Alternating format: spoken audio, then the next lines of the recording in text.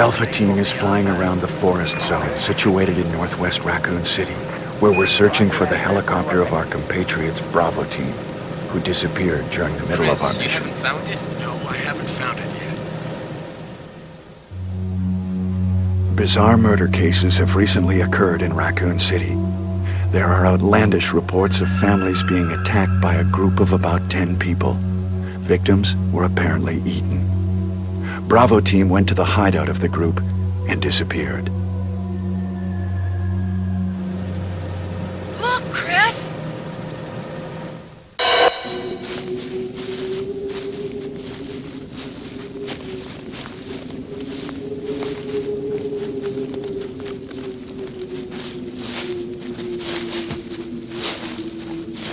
It was Bravo Team's helicopter. Nobody was in it.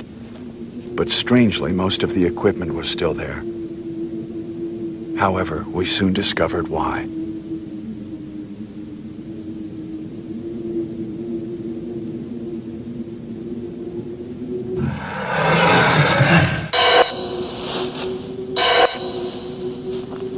Hey! Come here!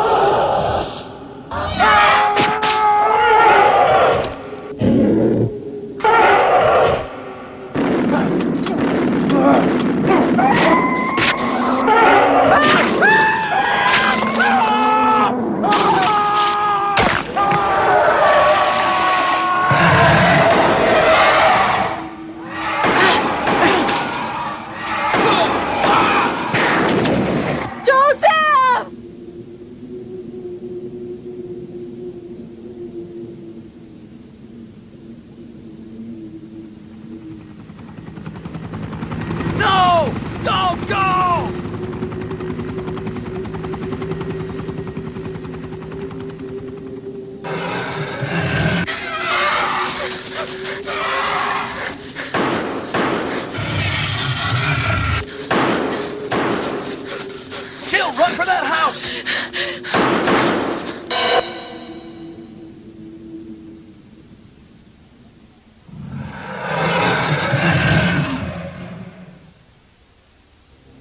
There are only 3 STARS members left now.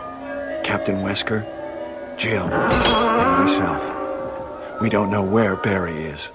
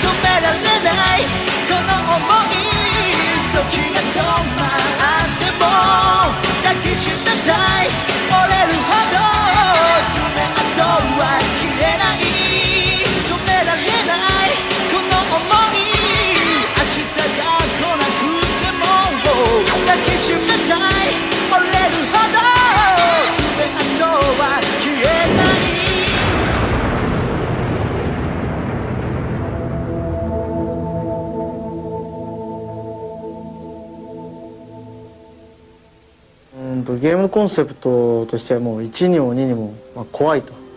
めちゃめちゃ怖いっていう、もうとりあえず作っていこうっていう。で当然そのゲームっていう、意識よりもその怖ければいい、怖いっていうことをその中心とした、ホラーエンターテインメントを作っていこうっていう考えをまず第一に置いて、であとはその次世代機ならではのっていうパワーある映像と、サウンドによってその怖さをもっと今までなかったような新しい形で、表現していこうかなっていう、そういうところがコンセプトの、柱にあったっていう。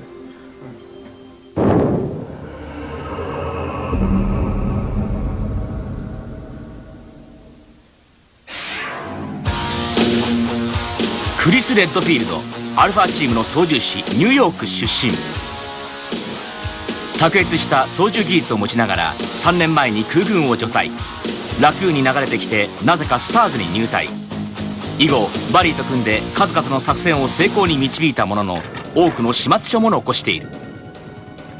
優れた観察力と洞察力を兼ね備え、射撃の腕もチーム随一を誇るが、時々見せる怠け癖が玉に傷の男。ジル・バレンタイン、アルファチーム所属の爆弾処理担当。本人は入隊した動機を市民を脅かす悪者が許せなくてと言っているが、本当のところは生きてるって実感できるような体験をしたいということらしい。手先が器用で爆発物の取り扱いに素晴らしい才能を発揮し、どこで覚えたのか錠前外しの妙な特技と相まって案外チームに貢献している。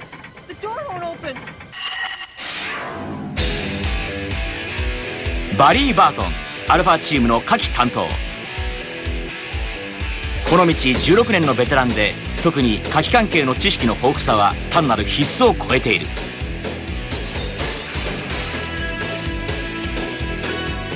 正義感が強すぎるため切れると歯止めが効かなくなることもあるが、普段は妻と2人の娘の写真を肌身離さず持ち歩いている家族思いの優しい男。レベッカ・チェンバース、ブラボーチーム所属の衛生担当。わずか18歳にしてスターズの試験をパスし、今年入隊してきた天才少女。無論彼女の経験が変われたわけではなく、その並外れた科学知識が隊に必要だと判断されたためらしい。ともあれ彼女自身はそんなことを鼻にかける様子もなく、ごく普通の新米同様、緊張と期待でコチコチに固まっている。アルバート・ウェスカー、スターズの隊長。生物工学のスペシャリストでスターズに資金援助を行う巨大製薬会社アンブレラ社から派遣されて隊長に就任。普段は温和で隊員にも公平に接し、非常時には冷静かつ的確な指示を下すため、隊員たちからは厚い信頼を得ていたが、よくゲームなんかで軍隊とか警察とか一緒くたにされてるんで、その辺もっと警察は警察っていう、とにかく基本はリアルにと。でリアルでかっこいい人たちが画面で活躍すればすごくいいんじゃないかって。普通はやっぱみんな一緒なんですけど、デザイン自体やっぱ個性付け、一人一人の個性付けがあった方がいいんじゃないか。昔の映画じゃないですけど、グレン隊みたいな人たちって割と軍服でも思い思いの着てますよね。ああいう感じでみんな思い思いの個性付けのある、女の子は体のラインがちょっとはっきり出るセクシーな衣装の方が可愛いし、男の人はナイフとか刺さってる方がかっこいいし、パッと見てこいつはナイフつけてるし強そうなやつだとか、そういう印象があった方がいいなっていうんで、みんな変えてみました、ね。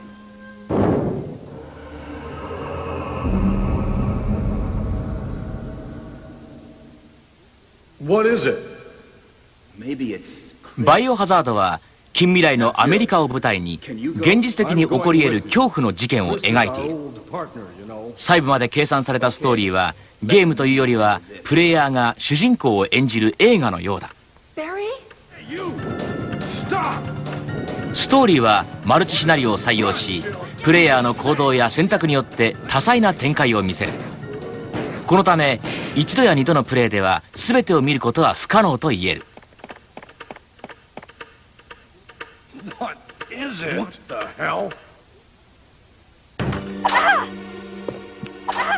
バイオハザードがこれまでの RPG と大きく違う点は、ゲームの目的が敵を倒すことではないという点だ。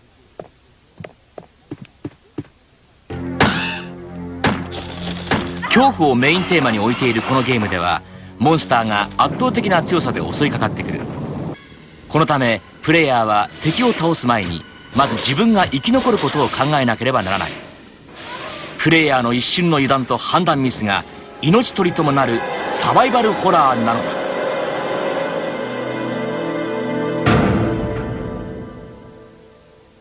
怖さをまず出すためにどこら辺で持っていこうかなっていう。でやっぱり怖さを出す時に敵を中心にちょっと考えてみようかなっていう。で今まではその心霊門とか、まあそういう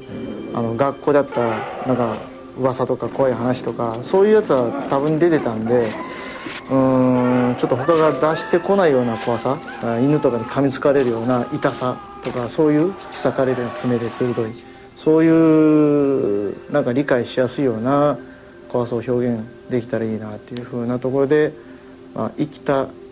生物に襲われるっていうところを中心に考えていったわけですけど。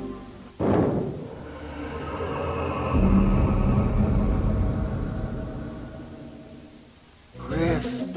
this house is too dangerous. There are terrible demons. Out! Rebecca, no, it's no use. The roots of it are in the basement. You can... Whoa! ゾンビ。事故によって体内に漏れ出したタイラントウイルスの変死体に侵された研究員の慣れの果て。1号館の中をさまよう彼らは強烈な飢餓感に突き動かされているだけの存在だが、わずかに残る生前の習慣によってドアを開閉できるものもおり油断できない。ケルベロス。タイラントウイルスによって犬の DNA を書き換えられて作られた生物兵器。外見はやや大きい犬といった程度でさして特徴もないが、体内はウイルスによって筋力や闘争本能が飛躍的に強化されている。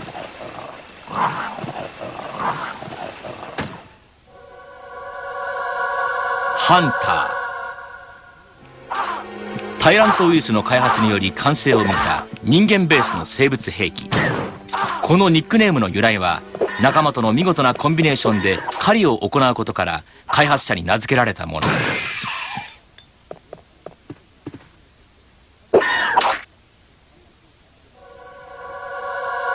ウェイブスピナー。生物兵器開発の初期段階で遺伝子操作により作られた巨大雲。兵器としての実用性が期待できずに研究は打ち切りとなったが、この実験体によりタイラントウイルスの原型が発見された。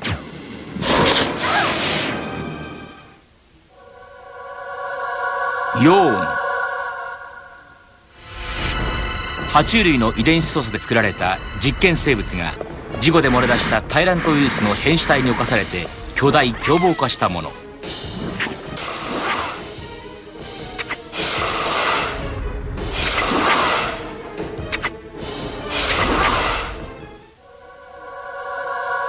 プラント42。観葉植物にタイラントウイルスを注入した結果、巨大に成長した怪奇植物。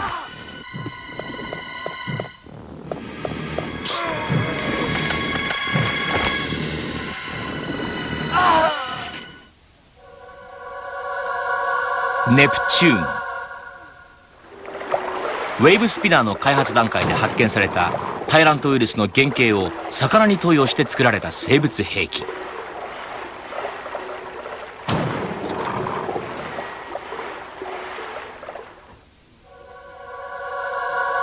キメラ。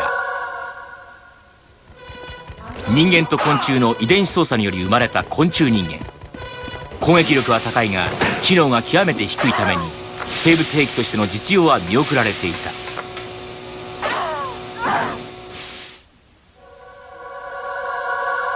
タイラント。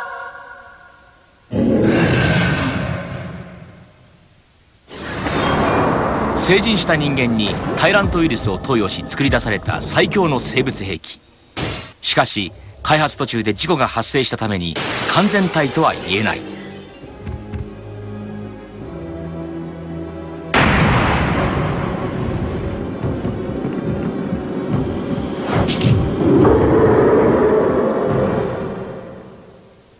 一番最初は全部クモとかサソリとか実際にいる生き物でやろうと思ったんですけど、作っていく途中でヘビとかクモとかばかりだとつまらない。でそこにやはりうちのゲームならではのデザイン的なオリジナリティがあったらいいんじゃないかっていうんで、本当に動物園に行ったら見れそうな架空の敵とかそういうのをこう作っていきました。普通の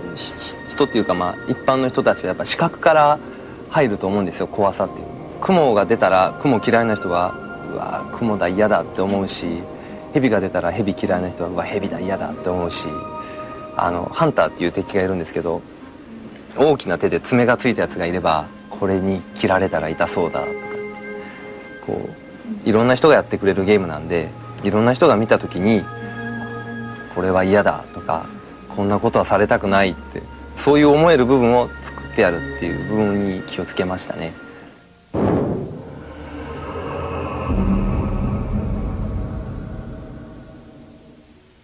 初心者にとって非常に辛いかなと正直言って、で慣れてくるに従って難易度でぐーっと下がってくるっていう。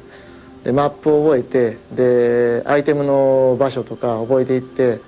で攻略ルートであるとかその敵のセットであるとか行動パターンを読んで、行動することによって難易度がぐんぐん下がってくるっていう。バイオハザードは限りない恐怖を追求したホラーエンターテインメントとして、恐怖を与える存在となるモンスターを人間よりはるかに強い設定にしている。このためゲームとして見る限り難易度は非常に高いと言える。そこでカプコンのスタッフが教えてくれたゲーム攻略のヒントを紹介しよう。クリスでプレイをする時だけに出現するアイテム、小さな鍵。館の中には小さな鍵を使用することで引き出しを開けることのできる机がいくつかセットされている。引き出しの中にはよりスムーズな攻略が可能となるアイテムが隠されているから、必ず手に入れよう。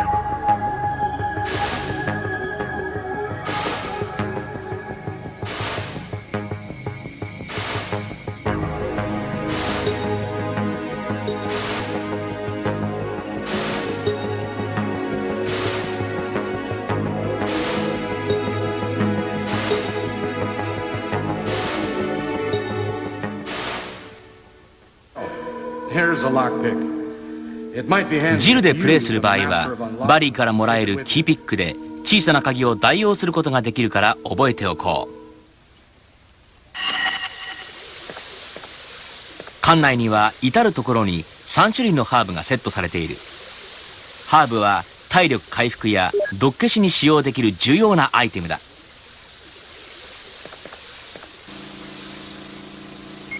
レッドハーブはグリーンハーブ、ブルーハーブと調合することでその効果を2倍にすることができる。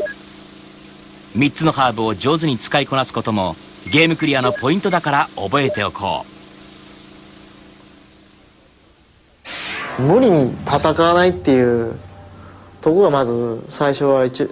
大事かなっていう。で慣れないうちにやっぱりその全部倒してで戦ってっていう。で無理に戦うと死んじゃう時も結構いるんで、今までのそのゲームの概念でいくと敵を倒すものっていう必ずあると思うんですけど、それと同じ感覚でやってると初心者にとってはかなり辛いかなっていう。やっぱりで物によっては逃げるっていうことも場合によっては必要かなっていう、このゲームは。あとは武器の設定で、いろんな武器あるんですけど、特にボスなんか弱点あって、例えばこいつにはグレネード弾の例えば硫酸弾あるんですけどとか、いろいろ火炎弾とかいろいろあるんですけど、その硫酸弾が効くぜとか、硫酸弾だったら2発とかそんなんで死んじゃうっていうものもあったり、そういう武器によって相性も若干あるんで、それをどの時点でいかに早く気づくかっていう部分でこれが若干楽になったりしますけど。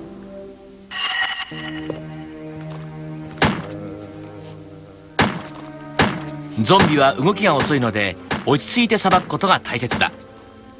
近距離での戦いはできるだけ避けて距距離を取って戦うようにしよう。ゾンビはナイフでも倒せるので、ここで弾を節約するのもいいかもしれない。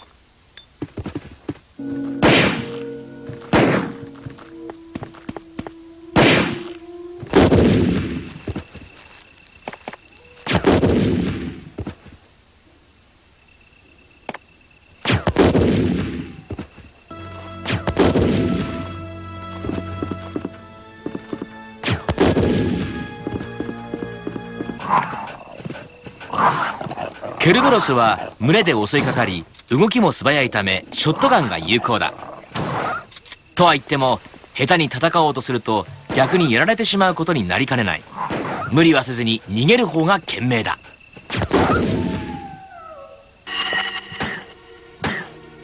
ハンターは動きが素早い上に一発アウトの首狩りがあるので要注意だ。ジャンプしたところを狙って撃ち落とし、地面に落ちたところを下打ち連射だ。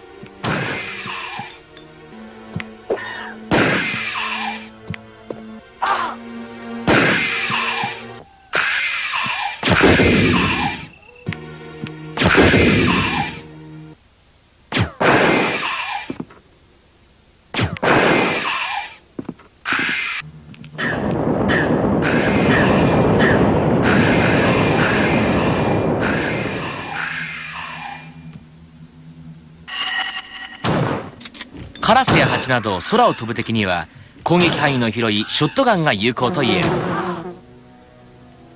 特にハチはショットガンがなければ倒すのは非常に困難だ。攻撃を受けると毒に侵されるため逃げる方が賢明かもしれない。ウェーブスピナーやブラックタイガーには火炎弾が最も有効だ。その他の武器で戦う場合には時間がかかるために毒液をうまくかわすことが攻略のポイントと言える。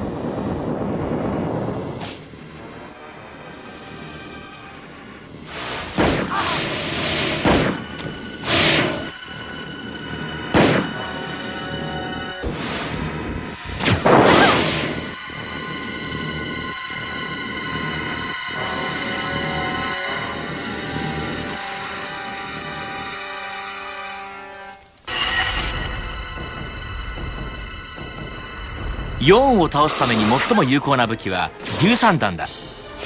頭部が弱点なので集中的に攻撃しよう。接近戦は絡みつかれる恐れがあるので、距離を取って回り込みながら攻撃するのがポイントだ。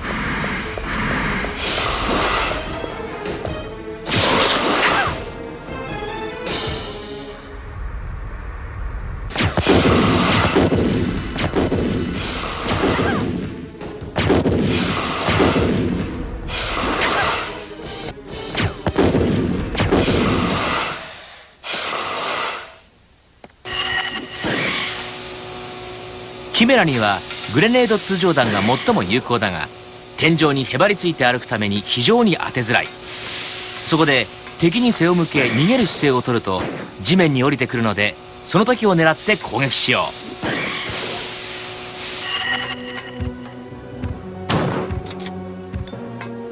う。タイラントはこちらの攻撃にひるむこともなく連続的に攻撃してくるため、接近戦は非常に危険だ。そのため距離を取って攻撃し、攻撃しては逃げるといったヒットアンドウェイで戦うのがベストと言える。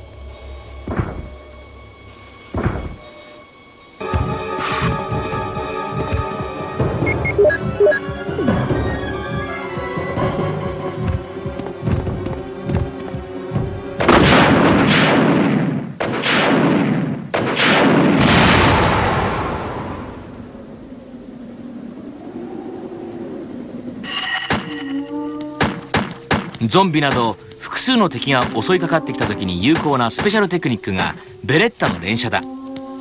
構えボタンとショットボタンを同時に連打することで通常より速い連射ができるから挑戦してみよう。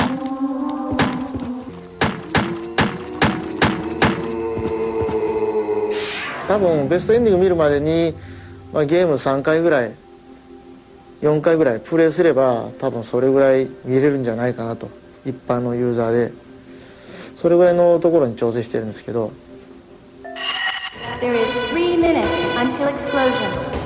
バイオハザードでベストエンディングを見るためには最終ステージクリア時にクリスの場合はレベッカとジル、ジルの場合はバリーとクリスを連れていなくてはならない。このうち最も困難と言えるのがクリス編で牢屋に捕らえられているジルを救出することだ。ジルが捕まっている牢屋を開けるためには地下研究所に隠されている3つのパスコードを集めなくてはならない。1つ目のパスコードは研究員の個室に隠されているが、この部屋には4体のゾンビがセットされていて、ゾンビを倒さずにパスコードを入手することは非常に困難。地下研究所に来るまでにどれだけの弾を節約できるかが重要なポイントになる。また圧倒的な数のゾンビに一度噛みつかれたら逃げ出すことは不可能だから慎重にプレイしよう。2つ目のパスコードは動力室に隠されている。ここで行く手を阻むキメラを倒すには武器の確実な操作と高度なテクニックが必要だ。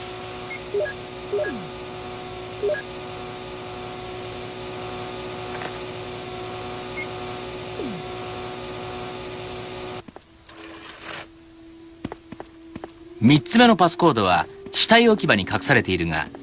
この部屋でパスコード出力装置にたどり着くためには複雑なパズルを解かなくてはならない。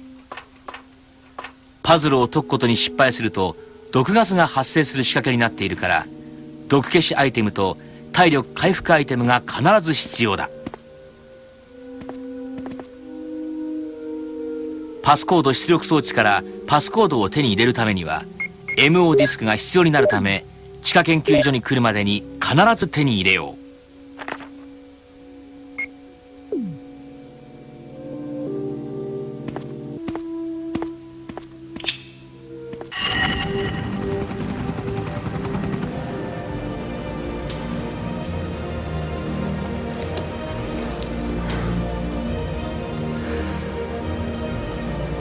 数々の難ステージを乗り越えベストエンディングにたどり着いた君にはこんなお楽しみが待っている。それはベストエンディングを見た君だけに贈られるドレスルームの鍵だ。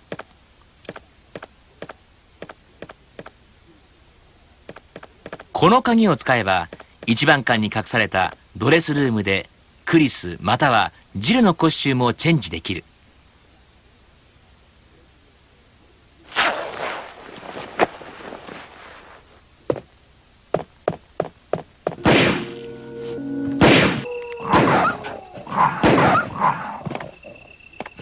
革ジャンにチノパンと一層ワイルドに決めたクリス、ちょっぴりセクシーなジーンズ姿のジル。普段とは違った雰囲気でゲームを楽しみたい君はぜひ挑戦してほしい。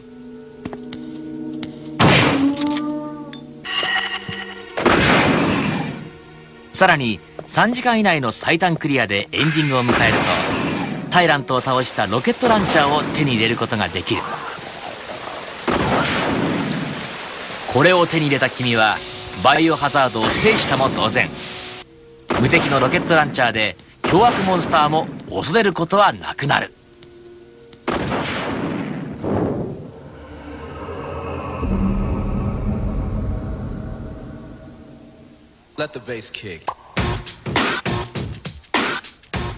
恐怖をテーマとしたバイオハザードの制作にあたってカプコンのスタッフが最もこだわったのがリアリティの部分だ。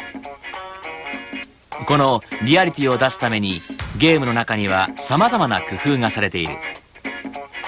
ストーリーの導入部やエンディングに実写を採用しているのもその一つだ。撮影では映画やコマーシャルで活躍している専門のスタッフが集められ、特撮技術などを生かした本格的なロケーションが行われた。またゲーム画面のリアリティを出すためにも新しい技術が使われている。テクスチャーマッピングを使ってポリゴンで表現された画面の質感やモーションキャプチャーを使って取り込まれたキャラクターの動きなどはこれまでのゲームにはなかった美しさとリアリティだ。まずゲームスタート始まるまでに、そのなぜこういう洋館に閉じ込められたのかとかで、どういう怖さがっていうそこにあってっていう、そこからもう命からがら逃げて、で追い詰められてもうここから逃げれないよっていう、でそこからどうしますっていう、あなたはっていう、こんな恐ろしい生物がいるところでっていう、どうやって生き残るんでしょうかっていう、そういうまあ意味付けっていうか、それをまずきっちりやりたかったっていうのと、あとそれとは別個にしてもう32ビットやし、そのインパクトのある、とりあえず1にも2にもガーンとこれはすごいでっていう、そういう映像をこのゲーム画面上ではできないことをオープニングとかエンディングで見せて、ちょっと度肝抜きたかったなっていう、そういう意図があったんですけど。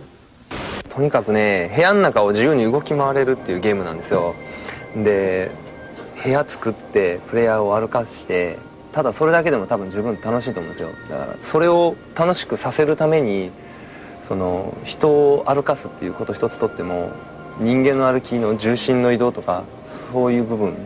全部考えて作ってるんで、雲一匹歩くにしても雲こういう足があってどういう順番で足出すかって多分わからないと思うんですよ。それまでちゃんと考えて、実際の雲が動かすのと同じ順番で足動かしてるんで、そこにいる画面の中にいる雲はもう普通の世界にいる雲と何ら変わらないと思ってもらっても十分です。リアルっていうところを追求するので、技術的に言うと今までにない技術として、モーションとかを使ってプレイヤーの動きとかをリアルにして、あと敵とかその他人間の形じゃないものまでも動きをリアルに作って、でモーションで作ってその動きを表現するっていうところと、あとテクスチャーマッピングについてもできるだけリアルに質の高いものを使ってリアルに表現しているという、その辺に苦労しました。あとイベントに関しても映画を意識して、その映画のような作りで、人たちプレイヤーたちが、会話してっていう、できるだけ自然にイベントを見せるっていうところとか。ゲームの魅力はいくつかあるんですけど、まずは、すごく映画を意識した、ホラー映画を意識した、すごく凝ったリアルな演出と、あとサウンドですよね。であとは主人公のかっこよさの部分で、銃もいろんな種類、持てるようになってて、でその銃によって撃つモーションであるとか、敵に与えるダメージとか威力とか、そういうのも全然効果が違うんで、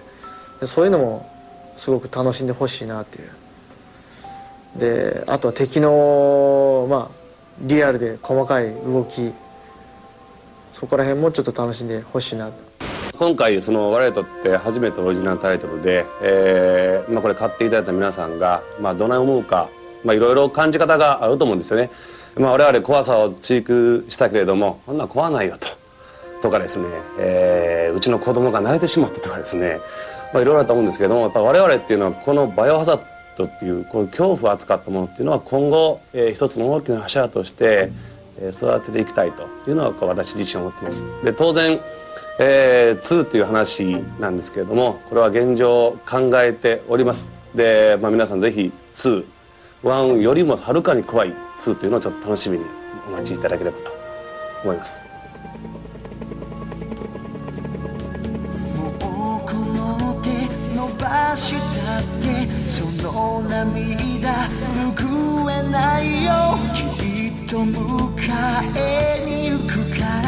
微笑みは絶やさないで。約束は熱く強く戸惑い断ち切って人の